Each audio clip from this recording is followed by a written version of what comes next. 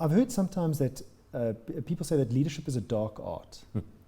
And not a dark art as in a bad art, but a dark art in that it's difficult to succeed because of different personalities, different groups of people, different cultures that exist within your followers. Does this resonate with you, and how did you develop as a leader? So 100% it resonates with me. You've got such a wide variety of people that you work with that are working in your leadership team, leading different skill teams. And also working overseas, that was something that we really had to, I had to focus on. The key thing for me that I think that I learned in that journey was it's not for them to adapt to you, but rather you to adapt your leadership style for the person that you are dealing with. Almost like servant leadership type. Yes. And servant leadership is something I subscribe to. I mean, I believe organization charts are all drawn the wrong way.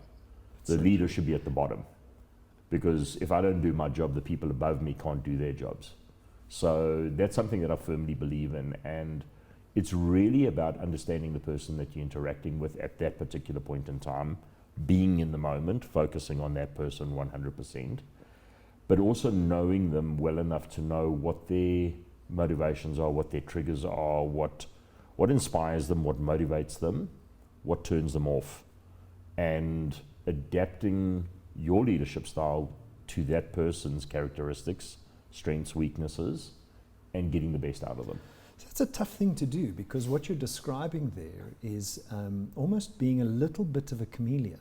Because 100%. I do call myself a leadership chameleon. You've got to adapt your style in a room with different people, one-on-one or groups of people, depending on those personalities.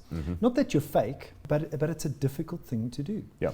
I always believe that there's certain principles that I will never compromise on. So punctuality, honesty, putting issues on the table, talking about them transparently, being respectful to people. So if you're in a group situation or a team meeting, never ever disrespect the other person, and that's something that play the ball, not the person. Yeah, 100%. And work collaboratively, solve the issue together, agree, get on, do it.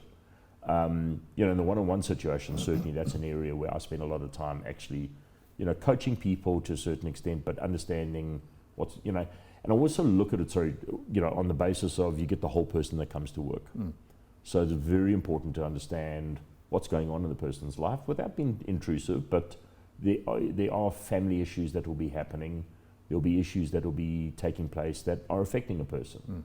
And be cognizant of that and make sure that you take that into consideration as you are asking for things to be delivered or tasks to be completed. Well, you want the whole human to show up. Yes. And we can't really separate ourselves personally and work.